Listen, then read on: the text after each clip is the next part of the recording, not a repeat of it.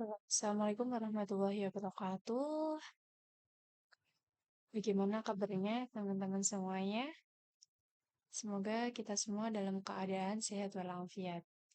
Eh, Pada pertemuan kali ini, yaitu pertemuan ke-14, kita akan membahas tentang bagaimana mengaplikasikan pemikiran kreatif dan kritis pada teknologi. Nah, sebelum memulai perkuliahan pada hari ini, alangkah baiknya kita berdoa terlebih dahulu, teman-teman. Berdoa menurut keyakinan dan kepercayaan masing-masing, berdoa dipersilakan. Berdoa selesai. Oke, kita akan mempelajari bagaimana pemikiran kritis, kreatif, digabungkan dengan teknologi. Nah, ini penting teman-teman. Jadi kenapa meskipun perkembangan zaman ini menggunakan teknologi, tapi human research-nya atau SDM-nya harus mampu mengelola berpikir kritis dan kreatifnya, teman-teman. Nah, kemampuan berpikir kritis tidak akan tergantikan di era revolusi industri 4.0. Bahkan, salah satu tuntutan yang perlu dimiliki di era industri 4.0 ini adalah kemampuan seorang human research itu berpikir kritis. Nah, di sini bukan hanya hal kritis aja yang harus diterapkan oleh seseorang, namun berpikir kritis ini harus memberikan dampak yang positif. Nah, kemampuan inilah yang nantinya sulit nih tergantikan oleh perkembangan teknologi. Terus untuk kemampuan ini juga akan mendorong munculnya suatu kreativitas. Sedangkan teman-teman, kemampuan berpikir kritis ini juga bisa diterapkan atau harus diterapkan dalam era Society 5.0. Kenapa? Karena seperti halnya teknologi, perkembangan teknologi ini harus diiringi dengan berpikiran kritis. Sedangkan hidup bersosial ataupun di era Society 5.0 ini seseorang harus menggunakan pola pikirnya secara kritis yang mana dampaknya itu harus positif. Di mana ini nanti jika dikemas dengan baik akan menciptakan human research yang kreatif. Nah, ini penting teman-teman. Jadi, berpikir kritis dengan kombinasi teknologi ataupun Society 5.0 ini, jika dikemas dengan baik, maka seseorang itu akan memiliki kreativitas yang tinggi.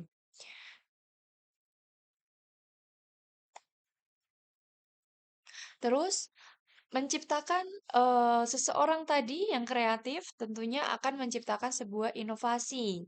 Nah, kreativitas dengan inovasi ini dua hal yang saling berdampingan atau beriringan. Makanya, orang yang mampu menciptakan kreativitas, maka dia juga harus mampu menciptakan sebuah inovasi. Inovasi ini tercipta jika seseorang ini memiliki intrinsic motivation atau motivasi dari dalam. Seseorang ini tidak jadi yang kedua apa namanya? Extrinsic motivation atau motivasi dari luar. Jadi, seseorang yang berpikir kritis maupun kreatif untuk menciptakan sebuah inovasi ini lebih menonjolkan motivasi dari dalam atau intrinsic motivation dibandingkan extrinsic motivation, di mana motivasi dari luar. Jadi, fondasi seseorang ini mampu menciptakan sebuah inovasi harus dari dalam. Kenapa dari dalam? Ya, karena orang ini akan mampu berpikir kritis dan kreatif pada dasarnya kemauan atau niat dari individunya itu. Makanya, apabila individu ini memiliki kemauan atau niat, tentunya motivasi dari luar yang halnya positif ini akan berpengaruh terhadap individu ini menciptakan sebuah inovasi, begitu. Jadi, Secara garis besar, motivasi intrinsik atau unsur intrinsik dengan unsur ekstrinsik ini saling berkaitan, atau motivasi intrinsik dan motivasi ekstrinsik ini itu saling berkaitan. Makanya eh, dimulai dari motivasi dari dalam dan didukung dengan motivasi dari luar atau eksternal ini. Gitu, teman-teman. Terus perlu kita ketahui dalam membangun sebuah kapabilitas perusahaan itu dibutuhkan tiga elemen penting. Jadi, kita tadi sudah mempelajari bagaimana inovasi ini dapat didirikan pada seorang individu.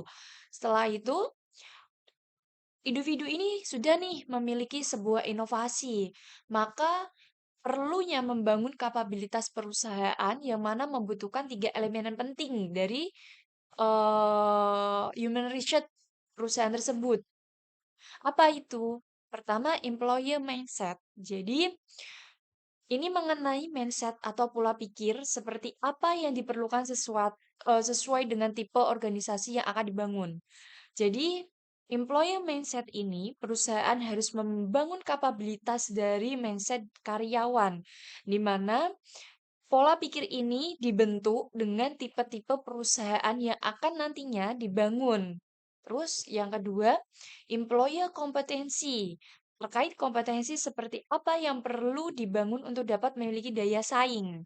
Jadi, dalam membangun kapabilitas perusahaan, perusahaan ini perlu memberikan kompetensi oleh karyawan terkait bagaimana kompetensi ini dibangun untuk nantinya mampu nih bersaing dengan perusahaan-perusahaan lain atau employer lainnya. Nah, terus yang ketiga, employer governance, di mana terkait manajemen seperti apa yang perlu dibangun agar dapat menjalankan organisasi dengan efektif. Jadi, teman-teman, ketiga ini itu harus didukung inovasi, di mana inovasi ini membangun kapabilitas perusahaan, di mana membutuhkannya tiga elemen penting, employer mindset, employer kompetensi, employer governance. Ketiga ini perlu nih kita kuasai dalam lingkup kita sebagai human research dalam sebuah perusahaan atau karyawan dalam sebuah perusahaan tersebut gitu. Jadi, tiga elemen ini juga perlu dikuasai oleh manajer, di mana manajer ini dalam membangun kapabilitasnya harus memberikan, terutama itu HRD harus memilih karyawan-karyawan yang nantinya mampu nih mendirikan employer mindset, employer kompetensi, dan employer governance-nya untuk kecocokan karyawan itu untuk ditempatkan di perusahaan tersebut gitu. Selanjutnya, nah, dalam inovasi ini, dalam kemampuan inovasi atau kreatif ini mampu menyelesaikan berbagai permasalahan di bidang pekerjaan. Jadi,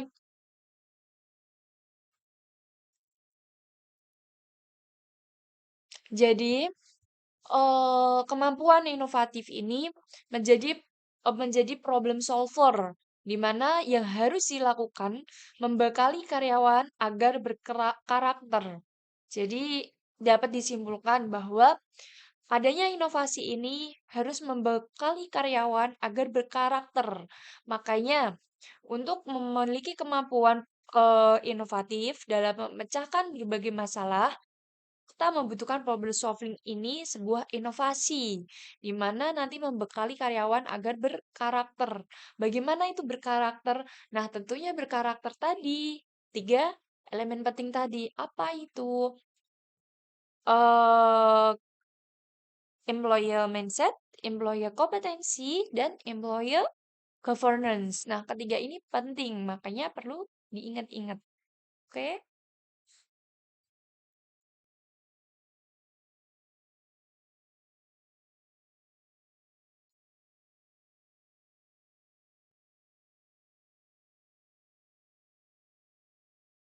Nah, tadi kita sudah mengetahui nih bahwa dalam sebuah inovasi itu nantinya akan memunculkan sebuah permasalahan. Makanya kita membutuhkan sebuah problem solving di mana penyelesaian masalah dengan mengikuti kaidah-kaidah ilmiah tertentu sehingga dicapai hasil solusi yang optimal. Jadi, jangan kaget bahwa kalau orang berpikir kritis dan kreatif itu tentunya akan memunculkan sebuah permasalahan. Nah, dalam memunculkan sebuah permasalahan ini kita perlu nih problem solvingnya apa? Atau penyelesaian dari masalah itu apa? Di mana dalam problem solving ini diperlukanlah kaidah-kaidah dalam penerapannya. Jadi, tidak asal menerapkan, teman-teman. Makanya kita flashback dari pertemuan yang lalu-lalu bahwa kalau orang berpikir kritis itu bakal membutuhkan sebuah observasi. Setelah observasi, dia akan membutuhkan sebuah data dari responden. Makanya, dia harus mengikuti kaidah-kaidah ilmiah tertentu agar mencapai hasil solusi yang optimal. Nah, intinya apa? Intinya, orang yang mampu berpikir kritis ini, dia akan mampu menerapkan problem solving-nya dalam penyelesaian masalah itu dengan baik. Nah, semua orang pada prinsipnya harus menjadi problem solving atas permasalahannya sendiri. Nah, ini paling tidak kita mampu menjadi problem solving atas permasalahan kita sendiri, gitu.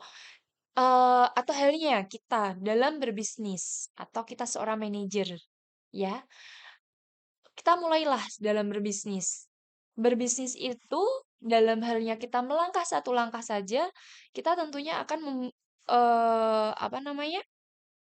Menemukan sebuah problem.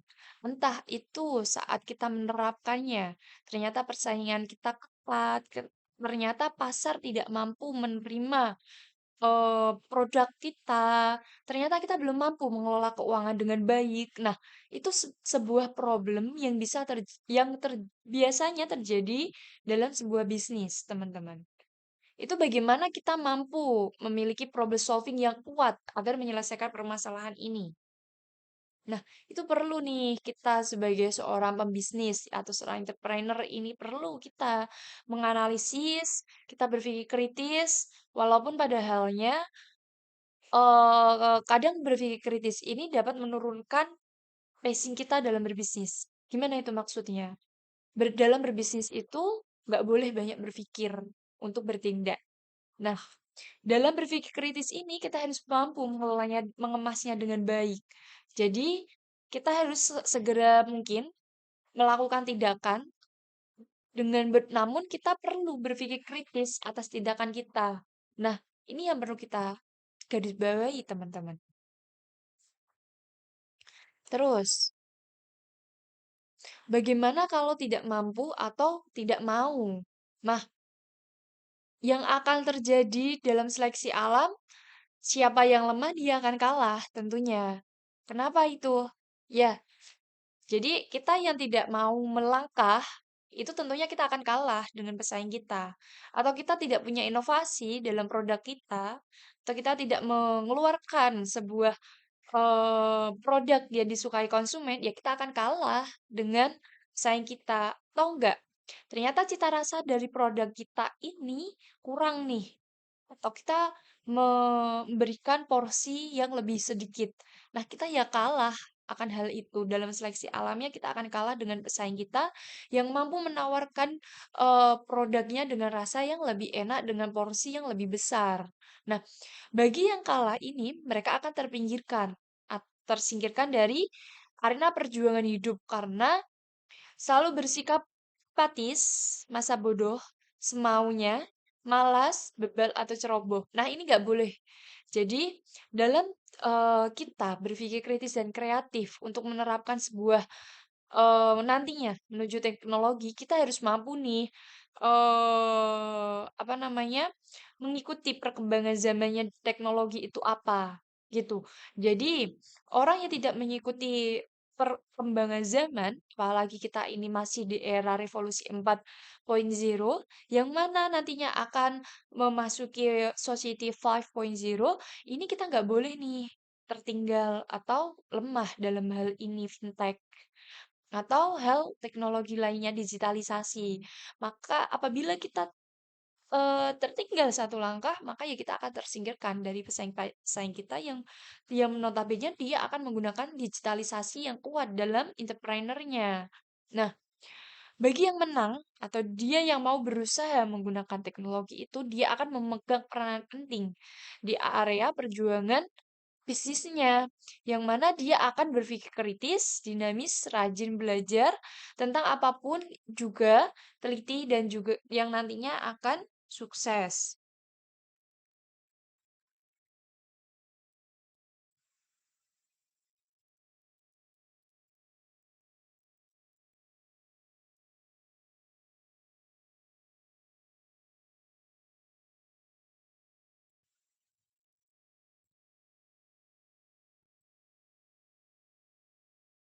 Nah, ini ada fakta penting nih bahwa ini yang dinamakan distribusi normal standar kesuksesan hidup, yang mana dimulai dengan ekstrim gagal.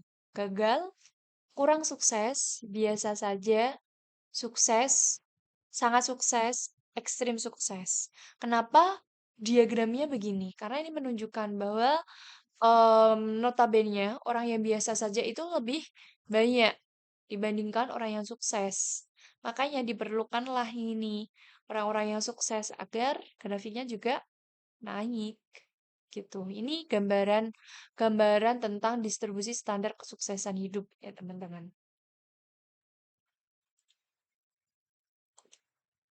Nah,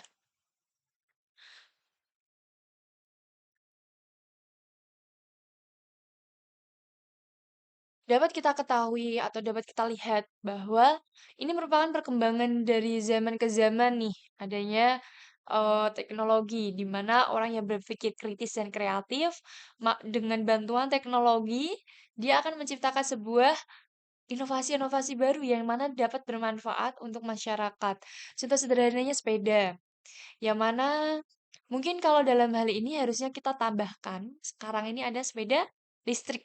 Nah, itu sebuah inovasi dengan adanya perkembangan teknologi, teman-teman.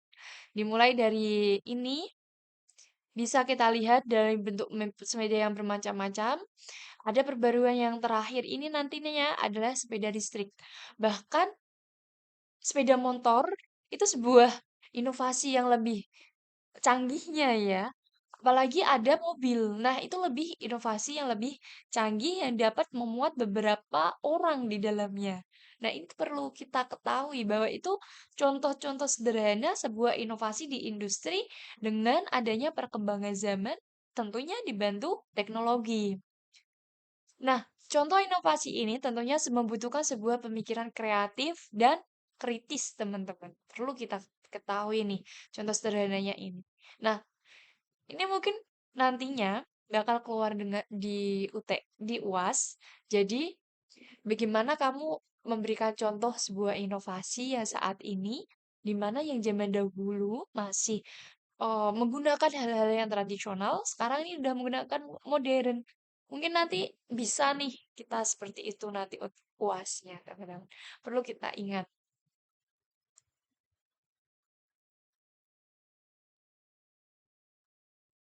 Nah, inilah contoh inovasi industri dengan masa kini yaitu adanya kendaraan dari mana sepeda hingga mobil gitu. Ini kendaraan pribadi yang mana dari sepeda beralih nih sebuah mobil yang bisa dipakai seluruh keluarga.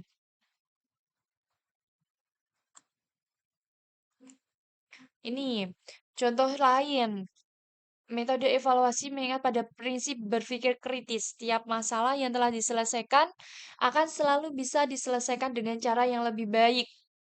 Di mana ini mesin ketik, zaman dahulu adanya mesin ketik, sekarang ini lebih canggih nih, adanya laptop yang mana bisa dibawa kemana saja. Nah, the creative thinker philosophy, there is no such thing as an insignificant improvement.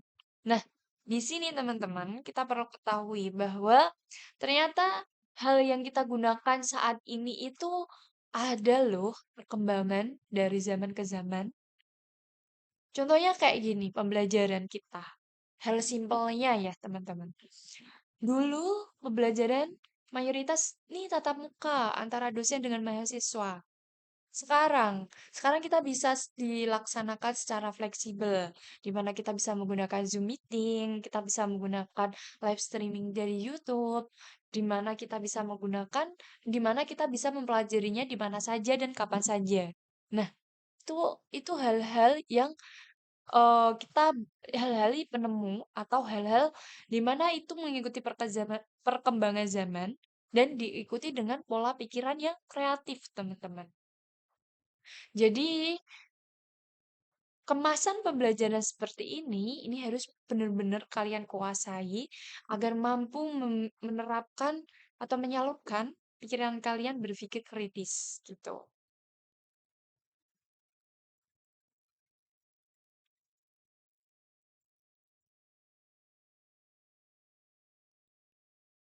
Nah, berapa contoh temuan kreatif? Ini bisa kita baca bareng-bareng ya, bahwa kit- ini terkait obat, ada getah pohon pisang digunakan sebagai obat luka. Ini contoh-contoh yang bisa kalian lihat hal sederhananya. Terus beberapa fakta, kebanyakan inovasi di dunia industri khususnya teknologi itu ternyata datang dari individu dan bukan dari grup riset. Makanya saya sampaikan tadi ya, ternyata barang yang kita pakai setiap harinya atau hal-hal yang terjadi setiap harinya pada diri kita ternyata itu mengalami perkembangan zaman di mana dalam penerapannya orang-orang itu membutuhkan pola pikir yang kritis dan kreatif. Nah, itu contoh fakta yang pertama. Yang kedua, pikiran yang sehat dengan niat baik atau positif dan kemampuan inovasi sangat berguna dalam setiap penyelesaian masalah. Makanya tadi dijelaskan di awal. Meskipun banyak perkembangan teknologi, masih dibutuhkan human research yang kritis. Namun kritisnya dengan hal yang positif, di mana ini nanti menciptakan sebuah kreativitas pada seseorang individu itu, sehingga dia nanti akan mampu dari kreativitas itu tentunya akan memunculkan permasalahan, sehingga dari penyelesaian itu kita membutuhkanlah ini problem solving pada diri kita. Nah, itu faktanya ya tadi. Mengalir, teman-teman. Terus yang ketiga, motivasi. Di mana sebuah kemauan untuk berusaha seringkali lebih penting dibanding peralatan laboratorium yang lengkap. Jadi, tadi disebutin bahwa untuk membangun sebuah kapabilitas perusahaan atau kita membangun sebuah kapabilitas pada diri kita, maka dibutuhkanlah sebuah mindset, kompetensi, dan manajemen atau governance gitu. Jadi tidak perlulah peralatan lain, tapi perlunya pada diri kita. Gitu, teman-teman. Terus, hambatan. Nah, ini nih biasanya hambatan yang terjadi dalam berpikir kritis dan kreatif untuk meluangkannya ke teknologi itu hambatan mental. Biasanya banyak orang yang berprasangka jelek yang akan sesuatu baru. Contohnya, ini kalau saya melakukan bisnis ini nanti bakalan diterima nggak ya produk saya di masyarakat? Inilah contoh-contoh berprasangka yang jelek. Nah, makanya tak jarang mereka merasa curiga dan malahan merasa terancam dalam hal tersebut. Gara-gara mindsetnya, gara-gara prasangkanya yang jelek, kayak kan tadi dibutuhkan nih. Elemen yang penting itu apa? Mindset. Mindset yang positif. Dia akan tidak berprasangka negatif.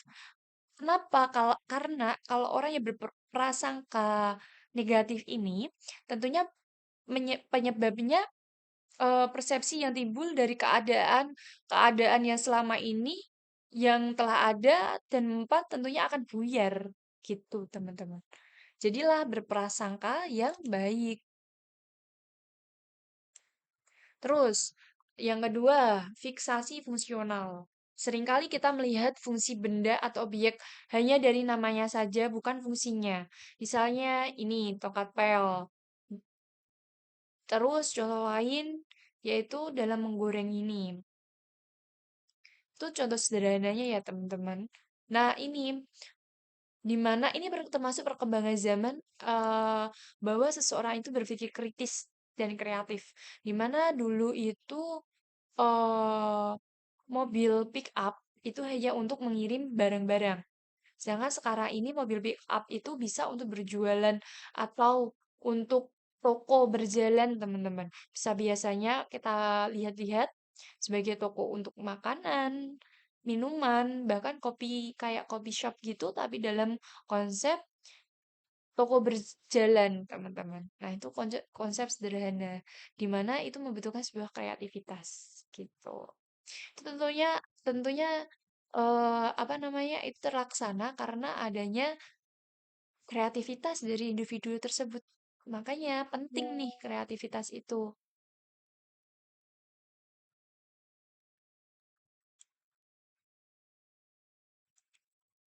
Terus,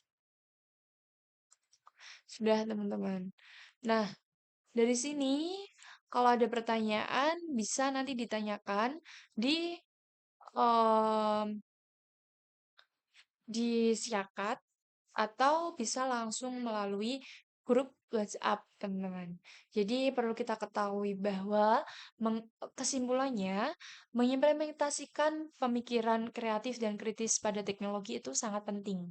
Di mana meskipun kita mengalami era revolusi yang berikut ke berikutnya, namun masih dibutuhkanlah sebuah berpikir kritis dan kreatif pada seseorang individu.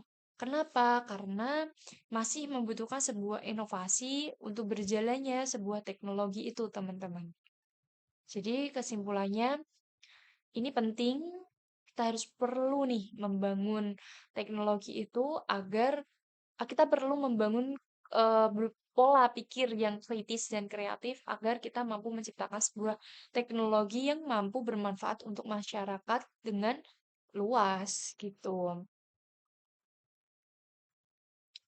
Mungkin pertemuan pada hari ini eh begitu.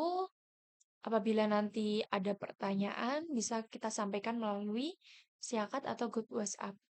Ngoten nggih. Nah, terima kasih. Mohon maaf bila ada tutur kata yang salah. Wabillahi taufiq wal hidayah. Wassalamualaikum warahmatullahi wabarakatuh. Semoga sehat selalu. Bye.